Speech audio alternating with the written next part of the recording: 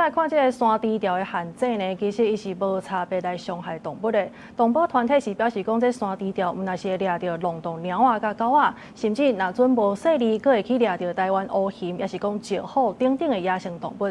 所以伊是希望這政府會當來修野生動物保護法。但是我再加1公斤，現在2公斤，它還是啟動了。一條鋼索向向索案，甲踏入限制動物白條條，一隻動物如要逃走，鋼索就索入案，直直造成動物斷腳斷手。動保團體現場示範新型山豬條對野生動物的危害。動保團體拜一伫立法院開記者會，講山豬條無差別傷害動物，對野生動物甲浪動貓狗攏會造成危害，要求全面禁止。31隻9死，居然還要再發放鼓勵來抓這些黑熊，再來石虎剩下500隻，已經20隻死了13傷。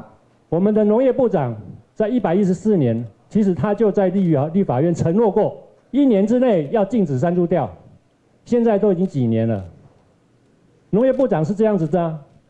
把這個動物保護政策當兒戲。動保團體指出，2020年統計到今，山豬條害31隻台灣烏熊著限制，其中有9隻死亡。若2023年到今，也有害到9隻石虎，其中有8隻死亡，顯示山豬條對野生動物的危害是真嚴重。動保團體表示，目前山豬條的規範無夠嚴格，主張着修野生動物保護法，明確禁止這類限制。我們呼籲就是